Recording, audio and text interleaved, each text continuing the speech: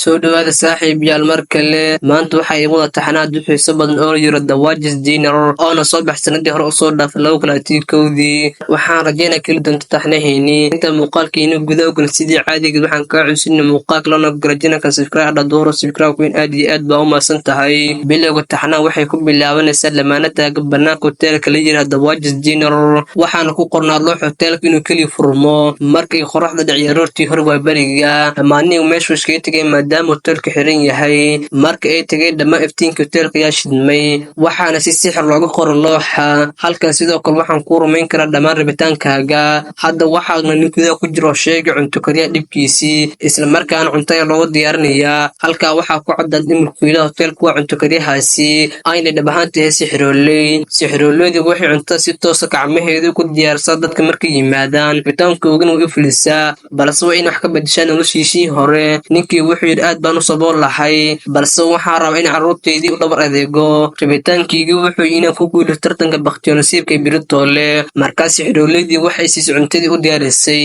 waxayna ku tiri indhahaaga oo kuwa aad u qurux badan marka uu bilaab cunista cuntada waxay ku joojis kuna tiri markaad cunto cuntadayda rabitaankaaga wuu rumoobi doonaa laakiin waxaa jira qiimaad ku bixi doonto ninkii hadalkii muusan dhegaysan wuxuuna bilaabay cunista cuntada aad bay u macaaneed wuxuuna dhammaystir ninkiina wuxuu ku laabtay gurigiisii maalintii wuxuu daawanaa natiijada bakhtonasiibka tv-ga wuxuuna la yaabay inuu sii ku guulaystay wuxuuna farxad awga carruurtiisii u macsilaamiyey wuxuuna dhaqaaqaya suu lacag usoo qaatay isagoo gaarigiisii wataa laakiin wuxuu dareemay inuu wax arkarin wuxuuna mooday in biyaha ku shubnaan gaarigiisii run ahaantii arigiisii wuu waayey waana qiimaha ku bixiyay rabitaankiisii maamulaha sixiroolada sidoo kale saaxiibkeedii sida hoos kula socda ayaa la bax hoteelka waxayna bilaab inay meel kul u guuraan maadaama waqti badan meeshaas joogeen marka ay bixeen qariirada hoteelka ayaa isbedeshay waxaa argnay gabadhii rajiin oo shaqaalaheedii maamulaheedii baarka wada joogaan markaasna xaaska maamula ayaa timid oo ka sheegsan jiin iyo ninkeeda waxayna bilaawday inay jiin garaacdo jiin si aan sabab lahayn ayaa loo garaacay waxayna usoo dib ugu laabatay guriga hooyadeeda iyadoo dhaawaxay madaxeedii saartay jilbaha hooyadeedii waxayna bilaabaysaa inuu hurdo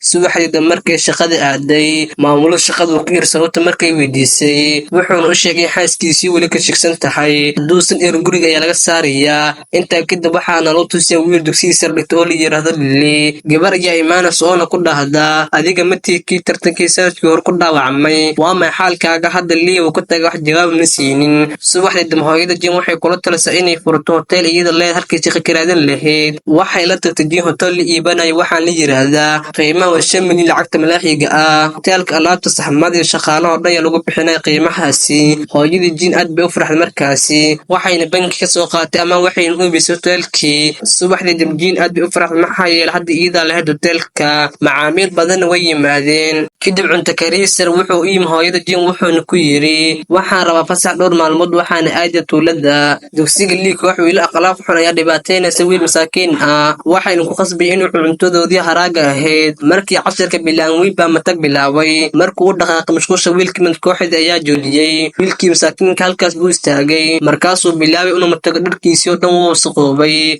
markuu mashquusha aadli ayaa ka dabagalay wuxuuna bilaabay in dharkiisii wasaqda u dhaq isigana wuxuuna siinay dharkii tartanka orodka lii ayaa u hil wiilkaasi taasi sababteedii lii wuxuu ugu yir gurigiisii si uu casuumo sidaas ay saaxiib ku noqdeen labadooda hadda waxaa markana la tusa sixirooloodii ku nool meel u dhow guriga jin markii rabitaankeeda filins calaamada iyo lugaheeda kaga samaysmay saaxiibka sixiroolada si hooskeedii ula socda ayaa yidhi haddii aad markan wax dalbato waxaa suurtagal in noloshaadii halas gasho maalintii dam hal macaamiil oo keliya yimid hoteelka jin maadaama cunto kariisare fasax uu qaatay hooyada jin ayaa cuntadii u karinaysay laakiin macaamiilku cuntada aad buu ugu nijabuuna ka tagay markii dam hooyada jin waxay ogaatay in mukiiladii hoteelka ay furatay hoteel aad weyn qurux badan hortooda si darteed dhammaan macaamiishii waxay aadeen hoteelkii cusub markay labadaasi qof u tagaan si ay loo hadlaan waxay ku tiri maxaa sidaan u samaysay adigoo naga iibi hoteelkii alaabtii shaqaalihii oo dhan markaa cunto kariisar ayaa meesha yimid dadku waxay u imaan jireen hoteelkooda dhanka cuntadaasi wanaagsan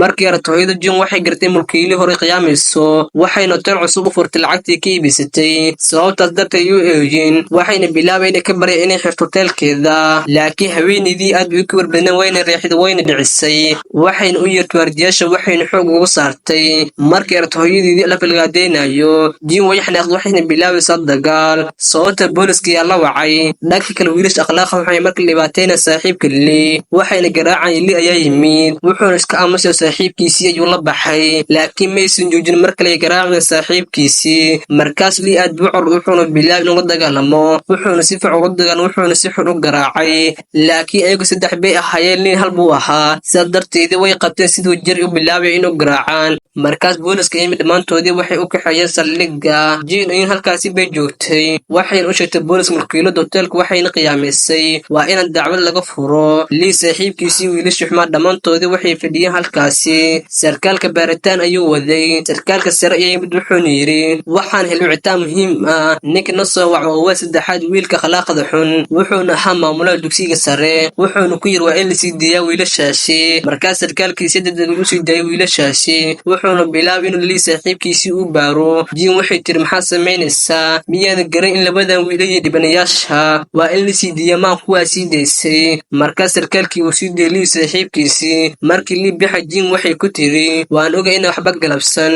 ha ogow looma baahna noqoto qof fiican qof walba wuxuu ka faa'iideysan doonaa inta wanaagsan tahay maalintii sixiroladii waxay cabay sigaar sixir ah markii qiiqa sigaarka kacay dharkeedii sixir isku bedelay Jin aad bay ulas markaas uu ku dhijisay ogeysiis in hotel kareynayso hooyadeeda ayaa waxayna ku tiri ha waxaan aaday guriga aabahaaga ma fiicna adigna halkaasi imaaw laakiin Jin weydiiday maxaa yeelay aabaheedii ma jecleen markii dam sixiroladii waxay timid hotelka Jin waxayna ku tiri waxaa maqlaan kareynayso hotelkaaga hal aransime iyo hotelkada siinaya aniga waxaan ku filin doonaa hal rabitaan Jin waxay bilaabaysaa inay weydiiso adiga yaa tahay waxay siisay kaarka waxay ku tiri aniga waxaana sixiroolay rumaysada rabitaankoodii haddaba ii sheeg wax aragtay Jin way la yaabtay laakiin iyadoo kaftamaysa ayay tiri waxaan rabaa inaan ka arkosto markiiladii hoteelka markaas sixiroolladii waxay samaysay sixir waxayna ku sixiixday Jin kadibna waxay ka soo saartay alaabta boorsadeedii ku jirtay waxayna bilowday karinta cunto si rabitaanka Jin u filiso waxayna dhamaysay cuntadii waxayna Jin siisay cunto markay aragtay cuntada macaan Jin way sicilin weyday isla markiiba waxay bilaabaysaa cunista aad bay u jeclaatay cuntada waxayna si xad dhaaf u bilaabaysaa cunista markii dhamaysay cuntadii Jin fara badan ee dhaqaaqaya hoteelkii milkiiladii hore waxayna u weerareen sidii ciidan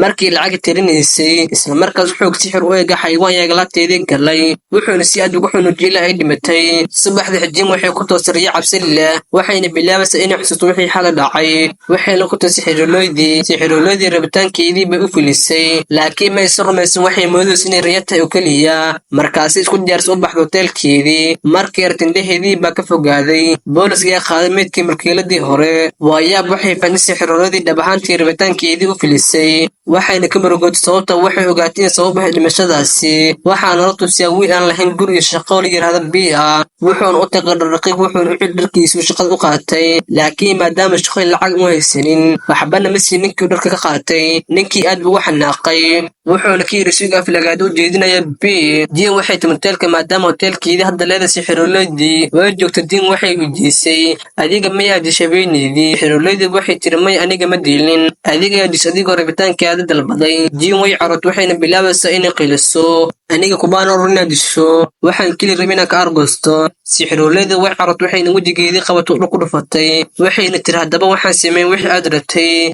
inaan qof dismo wax kibeen baa jira arkosi carada sixiroolada darteed waxa hoteelkii dhan gubtay markii artay Jin way ka carotay iyada oo yeesa laakiin yaab roob ayaa bilaasna markii dhamaan dadkii waqtiyay dugsigii Lee imtixaankiisii baa socday saaxiibkiisii wuxuu isticmaalay mobilkiisii si uu qiyaaneeyo arinta waxa ku hogaamiyay wiilashii xumaa wuxuuna ka wacsi u qabto markuu mobilkiisii gariiray macalinka oga khiyaanadiisii wuxuuna ka qaaday warqadda imtixaanka wuxuuna ka baadhay imtixaankiisii saaxiibkiisii aad u murgooday wuxuuna baxay markuu imtixaankii dhamaaday Lee markuu raacay saaxiibkiisii lugtiisii baa xanuunsatay wuxuuna isla markiiba tagay isbitaalka dhakhtarkii wuxuu ku yiri koobtii markii hore ka dhaawacantay dhaawac wuxuu ku yiri markii la dagaalamay wiilashii xumaa saadada dhakhtarkii wuxuu ku amray inuu qaato nasasho bil muddo ah Jin waxay hoteelkii sixiroolada aad u sarqaasneed waxayna sixiroolada ku tiri aniga waxba ma garan waxaan rabaa kala bar faa'iido hoteelkani sixiroolada yaab ay ku noqotay laakiin waxba ma aysan orin waxayna ogaatay inay lawada faa'iidadii Jin aad bay ku faraxday Lee wuxuu ay isbitaalka soo booqday saaxiibkiisii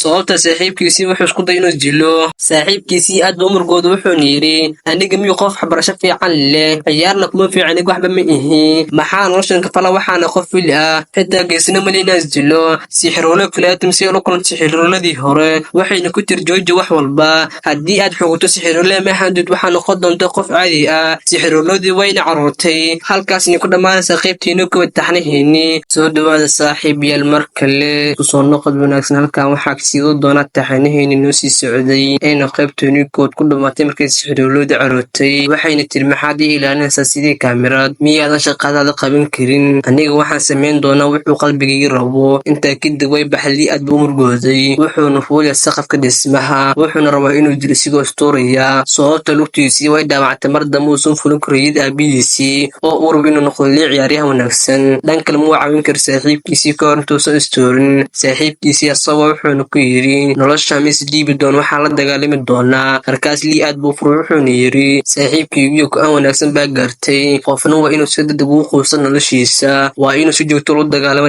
dhibaatooyinkiisa. sidaa darteed lii wuxuu geesina wuxuuna isku tanaasulay fikirka inuu dilo saaxiibkii sixirolooda ayaa mutaalka isigoo wata u shiishay sixirka. wuxuu gebi ahaan bedelay qurxintii muuqaalka hoteelka. hadda hoteelka aad buu qurux badan wuxuu noqon mid casri ah. markaas jin ayaa markii aragtay hoteelkii cusub aad bay ula yaabtay. waxayna aad ugu furay waxayna weydiisay saaxiibkii sixirolooda markii ugu horreysay baan kugu arkay halkan yaa tahay adigu? wuxuu ugu jawaabay anigu waxaan saaxiibka sixirolooda. sidoo kale waxaan hoos jeeday markaas sixirolooda ayaa timid. saaxiibkii sixirolooda wuxuu jin ugu deeqay dhir yar aad qurux badan xitaa wuxuuna siinayay miiska sixirka. jin waxay midin sixirolooda ku duushay miiskaasi. hadda jin waxay bilaabaysaa inay la shaqo sixirolooda hoteelka. waxayna weydiisay maxaa hoteelka habeenkii keli u furtaa ma jiro qof imaanaya. sixirolooda waxay tiri maya sidaa maanas diyaari qof baa imaanaya. dibnili ayaa maraya gaarka hoteelka. maalintaas waxbama sidaa darteed wuxuu galay hoteelka. jin labadii kale waa ay yaabay markay arkeen. maxaa hore isku arkay saldhigga booliska. markaas sixirolooda markay aragtay jin isla markiiba gacanta liibay qabatay waxayna dibaddu saartay. waxayna ku tiri tago hoteelka ka cunto. halkan waa hotel sixirolooda ay leedahay. waxayna ku siini doontaa cunto sixir ah. waxayna kuu filin doontaa hal rabitaan laakiin maan bilaash waxaa bixin doontaa waxay rabto. lii aad buu liya wuuna farax wuxuuna ku yidhi haddaba waa inaan cuno cuntooyinkeeda.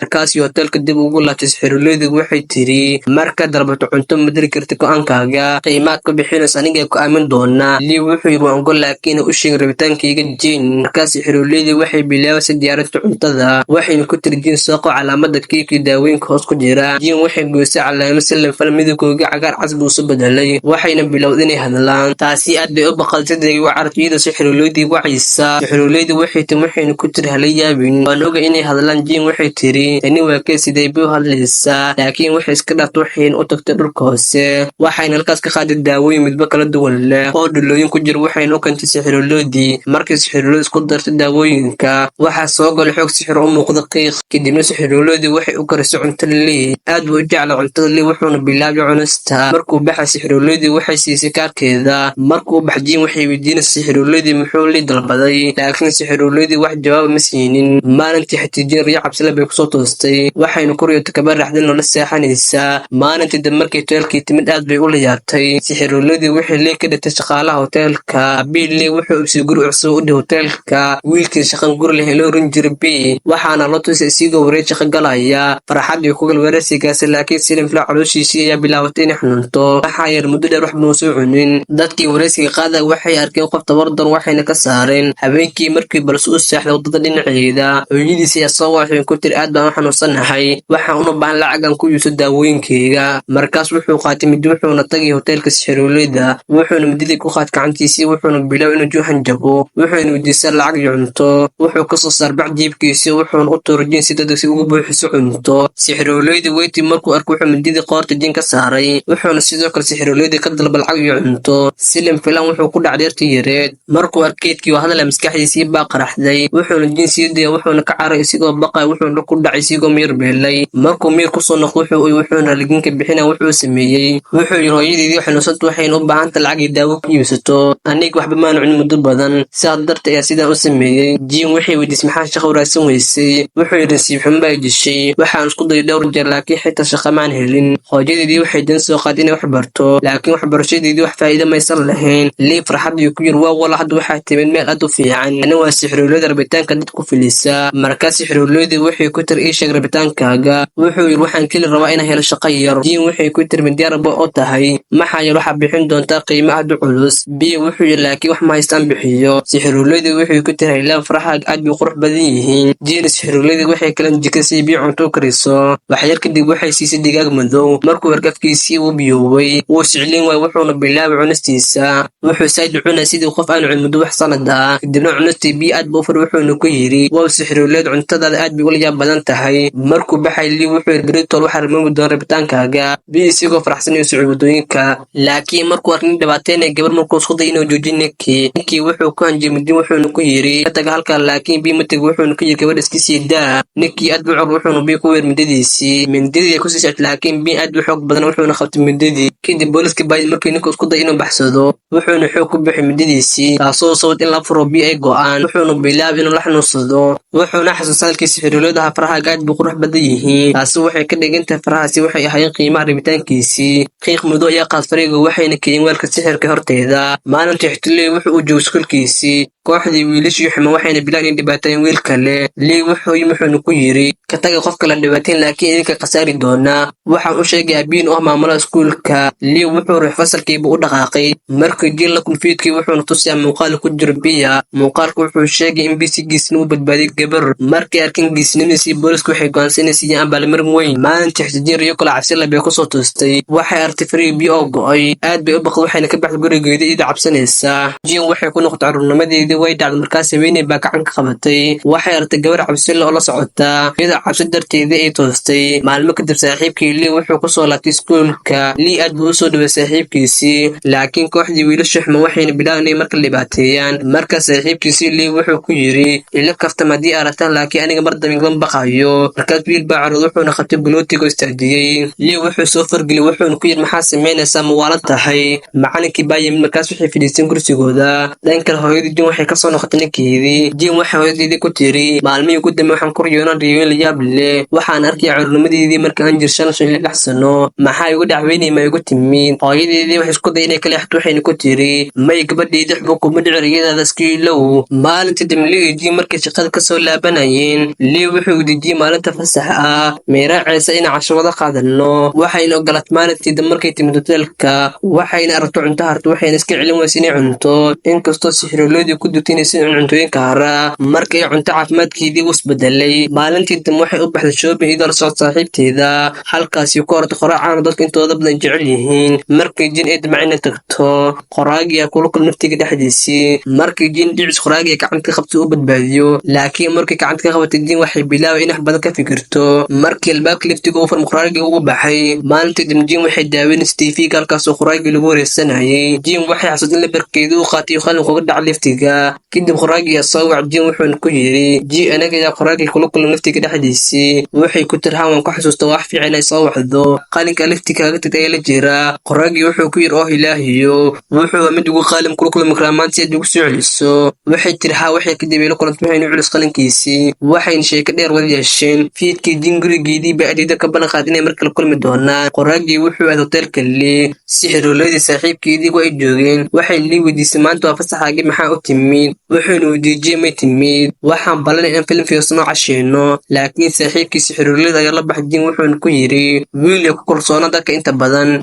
Haddii aad ku kalsoonaato qof uu kugu xadgudbo waxaa yeelan doontaa qalbi jaab. Maalintii dambe haweeneydu duqay lagu arkay in wiilkeedii 40 jirkay kacayna salima filaan ah. Wiilkaas caqligiisii uu yar leeytay. Hooyadiisina aad bay ursan maxay wiilkeedii cid kala ma daryeesho. Wiilkaas wuxuu mid caajis badi qof xun laakiin aad u daahiraha. Jim markay toosto waxay bilaabtay inay qoraa ka fikirto. Waxayna farxad waxayna dareemaysaa inay bilowday inay jeclaato. Lee wuxuu u sheegay aabbihiisii aab waxaan rabaa inaan ka tagdusiiso aan jaamacadaado. aabbihiisii dib u galaaday. Maalintii dambe wuxuu tasuulkiisa u kasoo isdiiwaangelistiisii. Wuxuuna u sheegay saaxiibkiisii saaxay naftaada ilaali. Kadib wuxuu u dhaqaaqay isigoo u sheegay kooxdii wiilashu xumaa. Wuxuu u sheegay aad baa in ku xumahay. Dadka aad baa u dhibaataysan. Waxaan u malaynaya waanad u baahantii inaad tagtaan dhakhtar wanaagsan. Kadibna wuxuuna aaday hotelka. Halkaasi ku dhamaatay qaybtii ninka way taxanaheeni. Soo dhawaada saaxiib yaal mar kale isku soo noqod wanaagsan. Halkan waxaan ka sii wadi doonaa qaybtii 3 taxanaheena. Ayna ku dhamaatay qaybtii 2 kadib markuu tago wuxuuna aaday hoteelka taasuu kula kulmay Jin wuxuuna u sheegaya waxaan ka tagay iskoolka hadda waxaan diyaarinay imtixaanka jaamacadda Jin aad bay u faraxday markay maqasho waxayna tiri shan maalin kula bixin waan ku xumahay Lee wuxuu qosol wuxuuna ku yiri may ma jirto dhibaato kale hadda Jin mar kale yaan aadaynaa maalintii xitaa weynii duqay waxay hoteelka keentay macmacaan ay siisay Jin waxayna weydiisay gabadheedii da'deeda waa intee Jin waxay tiri waxaan jira 27 sano haweeneydii waxay weydiisay ma guursatay mise weli doob baa tahay Jin waxay tiri weli ma guursan laakiin maxaa su'aashaas ii weydiisay haweeneydii waxay tiri wiilkayga wuxuu gaaray da'da 40 sano aad ba u qurux badan waa nin wanaagsan wuxuuna u baahan yahay gabar wanaagsan sidaadoo kale ah waxaan rabaa inuu ka guursado waxayna Jin siisay sawirkiisii waxay ku tiri fiir wiilkaygii wuxuu ku qurux badan yahay Lee Jin waxay tiri maya xiriir baan leeyahay haweeneydii way tutay xiriirladii ay tiri waxayna tiri yaa halkan uga baxa lool maran haweeneydii waxay artay boorka hoteelka ku qoran yahay waxaan kuu fulin karaa rabitaankaaga laakiin waa iska dhintato wayna ka tagtay markaas xiriirladii weynad oo hay'adda xiriirlada kale yaa timid waxay tiri hooy ma jecel qof noloshiisa soo geliyo Jin waxay tiri hoteelka waxay u sheegaysaa xiriirladii waxaan dareemay wax yaab badan ku riyoonay caruurnimadeedii iyo haweeney xitaa xasuusta dadka aqrin kara xiriirladii waxay tiri kuwaas oo awood Allah ku siiyay Jin waxay weydiisay ma noqon karaa xiriirladii waxay tiri ilaahay wuxuuna siiyay laba wado annaga aan go'aansin wadada aan rabno hadda waa in adiga ka gaartaa wadadaada bi wuxuu isku diyaarinay inuu guursado gabar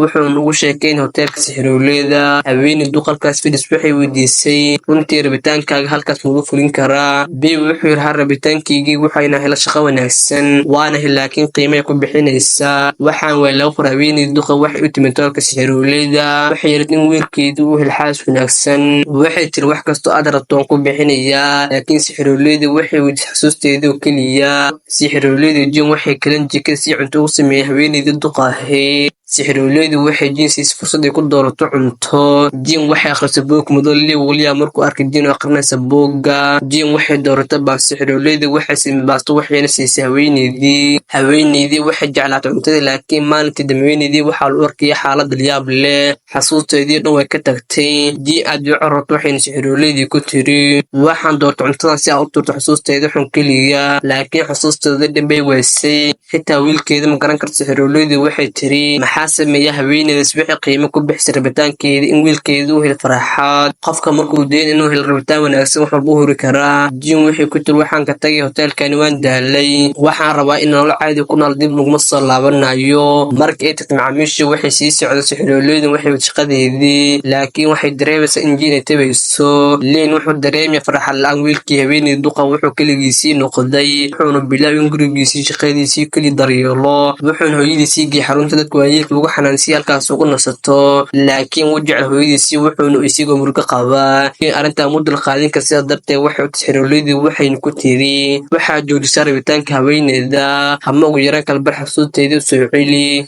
haweeneydii xiriirlada waxay ku tiri rabitaanka lagama noqon karo laakiin hadda sheekadooda ilaa dhamaadka markaas iga war hadii ay faraxsan yihiin in kale sababta markastoo xilli wanaagsan uu dhamaaday xilli fiican ayaa imaanaya xarunta dadka waayeelka xaaladda haweeneydii way kasoo xumaatay wiilkeedii dib ugu soo gurigiisii halkaas oo kula kulmay saaxiibtiisii caruurnimada labadoodii way isjeclaadeen waxayna go'aansadeen isguursadaan maanta rabitaanka haweeneydii wurin wiilkeedii wuxuu helxaas markii Jin ogaad in haweeneydii guriga lagu soo celiyay waxay aad gurigeedii si uu kulanto waxayna qof daryeelay haweeneyso noqon doonto xaaska wiilkeeda Jin waxay fadhi rabitaanka haweeneydii u rumoobay waxa la yaabay in xasuusteedii si tartiib ugu soo noqonayso haweeneydii waxay Jin u sheegtay rabitaankeega wuu ii rumoobay waxay tiri waxa aad u faraxsan wax kale aniga ma doonayo waxaan dareemayay si wanaagsan aan ka farxada wiilkeygii Jin aad bay u farax markay maqsho waxay hoteelkii dib ugu soo laabatay markii leerka aad buu u farax maalintii dambe arooska wiilka haweeneydii ay u qoto hoteelka si haweeneydii loo xasajin waxay gurigeedii ku casuuntay arooska laakiin markuu diid waxa la aadlay waxay hambali u dir haweeneydii wiilkeedii Jin aad bay u faraxday tiri ilaahay baa mahad iska leh maanta qoyska dhammaan way faraxsan yihiin hoolka arooska Jin waxay qoraaygii aad hoolka leh waxay bilaa inay raacdo Leen sidoo kale uu daba socday Jin waxay arkin qoraaygii horxaas u qaway xitaa gabar buulay qoraaygii halkaas wuxuu iibin u dabaldosan guurada gabadhiisii ugu horeysa markay arkay Jin Lee aad bay u yaabeen jiin aad bay u murugtay waxayna niyad jabtay markii la eg xaaladeedii wuxuu gey gurigeeda laakiin markuu dib u laabanaa wuxuu baabuurkii qoraaga guriga jiin aadaya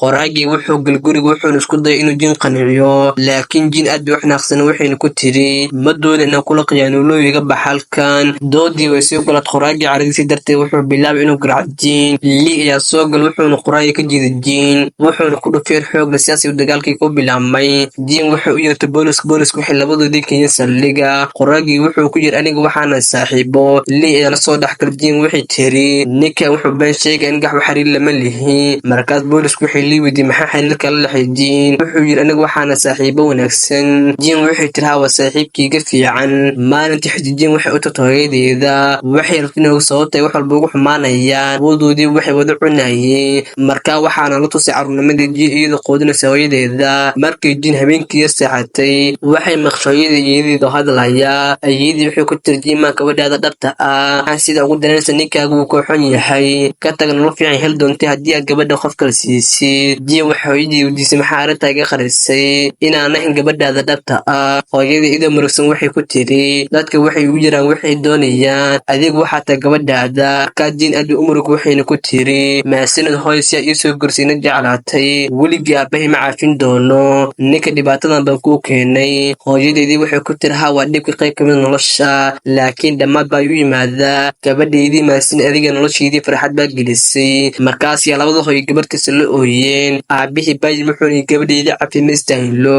laakiin ingiralo waan qaldamay noloshaydii si xun ayalo anigoo kale asdiraynayay adigana kuma daryeel jinjin wuxuu siiyey sawir dhankaasi xirowleyda waxay lee u sheegtay hoteelkan waa xir adigan dambe kuma soo noqon kartid waxaas wada dhammaan waqtiyadii jiin la qaadatay daqiiqado kadib jiin ayaa soo laabatay waxay tiri hooyadii aabihii ayaan la kulmay waxaana markaana la tusiyay rayadeedii jiin carruurnimadeeda markay dhac haweeneydii gacan ka qabatoo kicisay waxaan la ogaan haweenaasi sixirowleyda nafteeda hadda jiin waxay tiri waxay la itanayay carruurnimadeeda hooyo markay tiri hooyo ilma ka soo baxday indhaha sixirowleyda jiin waxay tiri runtu waa tan adeeg ayaabaa hooyadeeda dhabta ah imaantikii hoteelka shin maysan ahayn adiga ikan si ay ilaashato adigay arkaysa dhibkayga si aad ii caawiso sixirowleydii waxay bilaabaysaa inay u sheegeen sheekadoo dhan iyo sidii aabbaha jiin isku barteen waxay tiri maalin baan tagelri farshaxanka halkaaseen kula kulon waxaan isjeclaanay markaasii ugu yiri guurs waan guursaday laakiin waxaan ogaad inuu u guursaday marka ayuu qalbigaydiw aad baan u murugooday hooyadeedii baan u tag waxaan runi carruurtiisii farxad uusan helin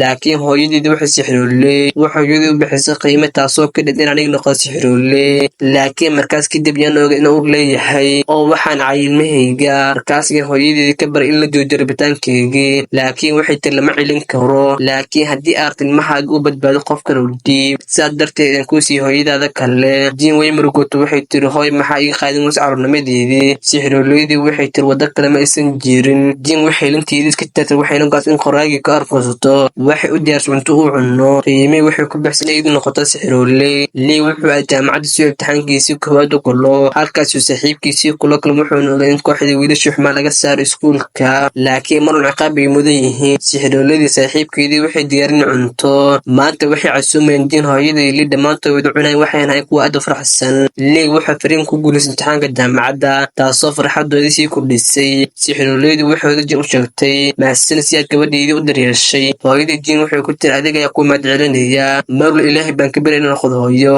laakiin waqtigii mihil adiga isii jiin markii nolosheeda dhan farxad bay isku badashay jiin waxay lushay qoraagii maan caynin laakiin sixirowleydii waxay ka codsan noloshiisii farxad ku dhammaado xitaa dadka waa in loo wanaagsanaada maalinta dam sixirowleydii waxay ku tiri nabadgeli gabadheyda jiin waxay ku tiri xakee baa aadayso hoy koormaa soo laabanaysa sixirowleydii waxay tiri waxaan aadaya meel waan soo laaban doonaa inta kaa maqan adiga hoteelkaa maamuli doonaa hadda adigun waxaa tahay sixirowley maalintii damjiin waxay noqsay sixirowleydii liina wuxuu noqosay saaxiibkeedii sixirowleyda saaxiibkii sixirowleyda wuxuu siili uu sixir ku qoray magaciisii kadib macaamiisha waxay bilaabay inay yimaadaan gabar ayaa timi waxayna tiri waxaan rabaa inaan qoro buug sheeka ah laakiin mawduuc ma garanan jiin waxay u diyaarisay cunto sida hooyadeedii sixirowleyda hooyadeedii sixirka ay u sheekaysay wax walba qiimo beeli adigoo sixir ah waxaad iibinaysaa qiimahaaga gabadhii waxay ka fikiraysaa wax ay qorto kadibna waxay shaashada ka arka magaca dawaad jiinar ku qornaa markay taa aragta aad bay u farxay sababta hadda waxay mawduuci ku qorto sheekadeeda daqiiqada kadib waxay bilaabaysaa inay qorto sheekadeeda taasi waxay ka dhigtay sida hooyadeedii sixirlooyd ahayd jiin hadda waxay buuxin doontaa rabitaanka dadka